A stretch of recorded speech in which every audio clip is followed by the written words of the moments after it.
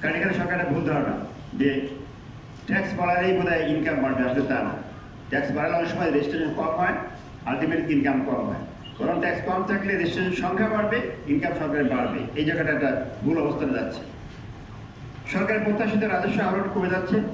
এই ধারা অব্যাহত থাকলে শুধু আবাসন খাত নয়, বরং সামগ্রিক অর্থনীতিতে নেতিবাচক প্রভাব ফেলবে বলে আমরা আশঙ্কা করছি। নীতি সহায়তা, সহজ সিঙ্গেল ডিজিটে গৃহঋণ ব্যবস্থা, বিনিয়োগ বান্ধব পরিবেশ তৈরি করা এখন সময়ের সবচেয়ে গুরুত্বপূর্ণ দাবি।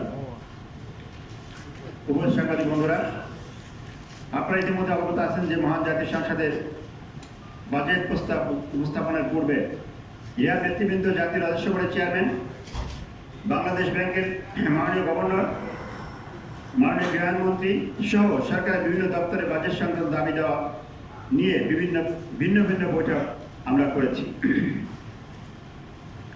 গণমাধ্যমের মাধ্যমে, বিশেষ করে ইলেকট্রনিক ও প্রেস মিডিয়া গণমাধ্যমের মাধ্যমে আমাদের দাবি ও প্রস্তাবগুলো বারবার তুলে ধরার চেষ্টা করেছি। রিয়াবের বাজেট প্রস্তাবনা আমরা সবচেয়ে গুরুত্ব দিয়েছিলাম সরকারের পক্ষ থেকে নিবন্ধন ব্যয় কমিয়ে দেওয়া, নাগরিকদের সহজ শর্তে সিঙ্গেল ডিজিটে গৃহঋণ দেওয়ার বিষয়। বর্তমান রেজিস্ট্রেশন ব্যয় 13% উপরে হয়, ফ্ল্যাট এবং জমি কেনা বেচা ভয়াবহভাবে কমে যাচ্ছে। আর রেজিস্ট্রেশন খরচ আমরা 7% করার প্রস্তাব দিয়েছিলাম। রিয়াব দীর্ঘদিনের ফ্ল্যাট জমি নিবন্ধন ব্যয় যৌক্তিক পর্যায়ে নামিয়ে আনার দাবি জানিয়ে আসছে। বাংলাদেশে সম্পত্তি হস্তান্তরের ক্ষেত্রে নিবন্ধন ব্যয় এখনো দক্ষিণ এশিয়ার অনেক দেশের তুলনায় উল্লেখযোগ্যভাবে বেশি। এর ফলে প্রকৃত লেনদেন নিরুৎসাহিত হয়, দলিল মূল্য বাজার মূল্যের মধ্যে ব্যবধান তৈরি হয়, সরকারের সম্ভাব্য রাজস্ব আয় ক্ষতিগ্রস্ত হয়। আমরা বিশ্বাস করি নিবন্ধন ব্যয় যৌক্তিক সহনীয় পর্যায়ে হ্রাস করা হলে বাজারে অপ্রত্যাশিত অর্থ ব্যবহারের অনানুষ্ঠানিক প্রবণতা কমে আসবে এবং লেনদেন ব্যাংকিং চ্যানেলে রেকর্ড ভিত্তিক ব্যবস্থার আওতায় আরও বেশি অন্তর্ভুক্ত হবে। কিন্তু আমাদের এই দাবি বিবেচনা করা হয়নি। সেকেন্ডারি মার্কেট সিস্টেমের সুবিধাও বাজেটে রাখা হয়নি। আমি সেকেন্ডারি মার্কেট সঙ্গে একটু ক্লিয়ার করতে চাই। আপনারা জানেন, একটা গাড়ি যখন একজন ক্রেতা 1 কোটি টাকাতে কিনে, এই গাড়িটা যখন বিক্রি করতে হবে আমার রেজিস্ট্রেশন লাগে না, একটা ট্রান্সফার ফি লাগে। তাহলে একটা ফ্ল্যাট ক্রেতাও যখন এটা একটা সম্পদ, গাড়িও একটা সম্পদ, ফ্ল্যাটও একটা সম্পদ। তাহলে একজন ফ্ল্যাট ক্রেতা একটা ফ্ল্যাট কিনলো, কেনার পরে যখন বিক্রি করলেন, এটা তো হস্তান্তর। তো গাড়ির মধ্যে হস্তান্তর করা হতো, তাহলে এটা কিন্তু একটা সেকেন্ডারি মার্কেট তৈরি হতো। কিন্তু সেটা না হওয়াতে আবার রেজিস্ট্রেশন, আবার মিউটেশন ফলো হচ্ছে কি, যেখানে কিন্তু মানুষের প্রসেসে যাচ্ছে না। তাহলে সেকেন্ডারি মার্কেট করলে সেখানে সরকারের রেভিনিউ কিন্তু বাড়তো। গাড়ির রেজিস্ট্রেশন কিন্তু আমতে ফ্রি হয় না, টাকা দিয়ে হয়, কিন্তু সেটা পরিমাণটা কম থাকে। তো সেটা আমরা চাচ্ছিলাম যে এই সেকেন্ডারি মার্কেটটা তৈরির সুযোগ ছিল।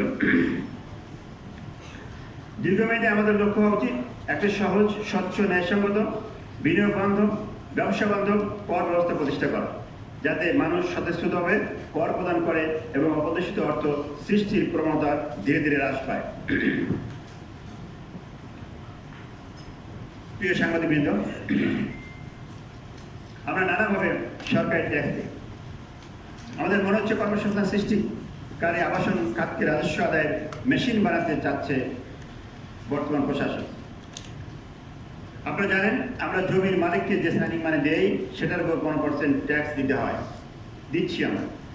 নতুন করে সাইনিং মানের বাইরে ডেভেলপারদের তৈরি ফ্ল্যাটের উপর আরও 15% ট্যাক্স দিতে হবে জমির মালিকদেরকে, যেটা প্রস্তাবে আসছে।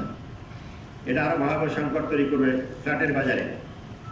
24টা ফ্ল্যাটের একটি প্রকল্পে যদি 12টি ফ্ল্যাট জমির মালিক পান, সেই 12টা ফ্ল্যাটের মূল্য যদি 12 কোটি টাকা হয়, তবে তাকে ট্যাক্স দিতে হবে 1,80,00,000 টাকা।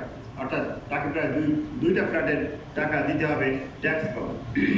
এই সিদ্ধান্ত ফ্ল্যাটের দামকে আকাশচুম্বী করবে, কারণ জমির মালিক সেই টাকা ডেভেলপারের কাছ থেকে আদায় করবেন, আর সবশেষে এর মূল্য গিয়ে ভোক্তার উপরই পড়বে।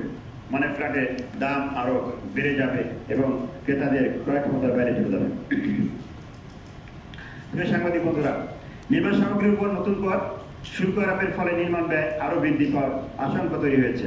বিশেষ করে রডের উপর কর বৃদ্ধি করার ফলে নির্মাণ ব্যয় উল্লেখযোগ্য বেড়ে যাবে। এমনিতেই বিদ্যুৎ এর মূল্য বৃদ্ধির কারণে প্রতি টন 3 থেকে 4,500 টাকা বৃদ্ধি পাবে। পিভিসি, রেজিন, পেট রেজিন এর কর দ্বিগুণ করা হয়েছে। কোল্ড রোল্ড কয়েল এর উপর 10% শুল্ক বসানো হয়েছে।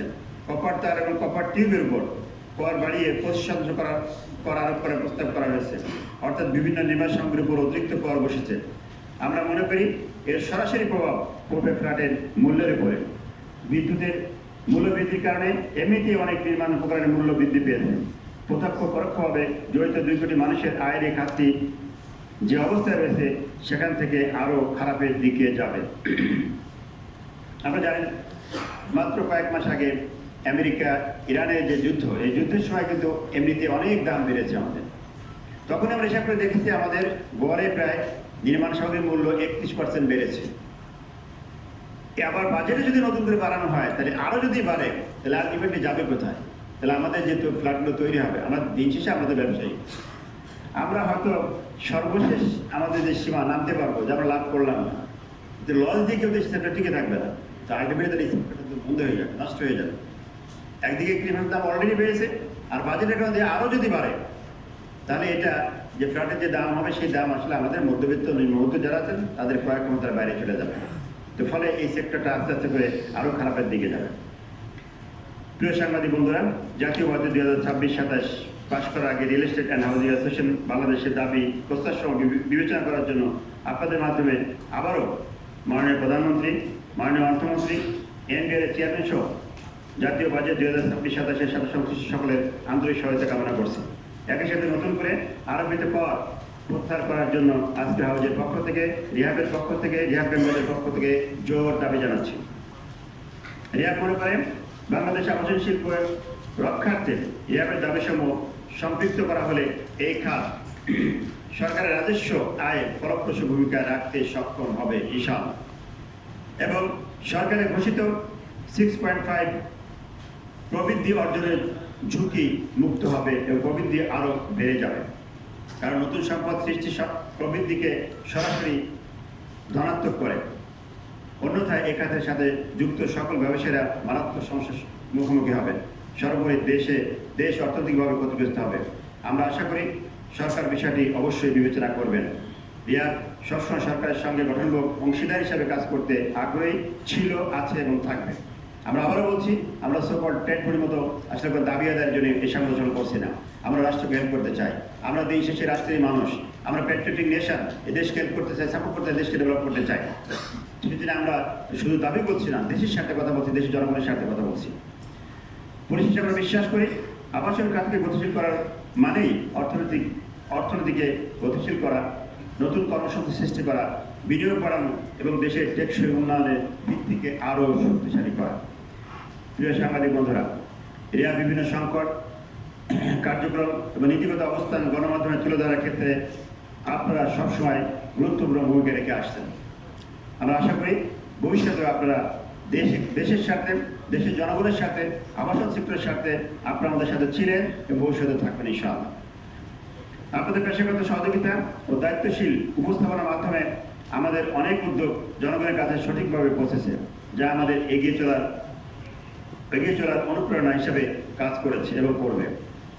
ভবিষ্যতে রিহাবের কর্মকাণ্ড, নীতিগত অবস্থান, আবাসন খাত সংশ্লিষ্ট বিভিন্ন ইস্যুতে আপনাদের একই ধরনের গঠনমূলক সহযোগিতা ও সমর্থন আমরা দৃঢ়ভাবে প্রত্যাশা করি। বিশেষ করে বর্তমান বাজেট প্রতিক্রিয়া সহ আবাসন খাতের বাস্তব চ্যালেঞ্জগুলো জনসমক্ষে উপস্থাপনে আপনাদের ভূমিকা অত্যন্ত গুরুত্বপূর্ণ বলে আমরা মনে করি। পরিশেষে রিহাবের পক্ষ থেকে, আমার নিজের পক্ষ থেকে আপনাদের সকলকে আন্তরিক ধন্যবাদ এবং কৃতজ্ঞতা জানাচ্ছি। সকলকে ধন্যবাদ। Thank you very much. Allah হাফেজ। ধন্যবাদ প্রেসিডেন্ট মহোদয়।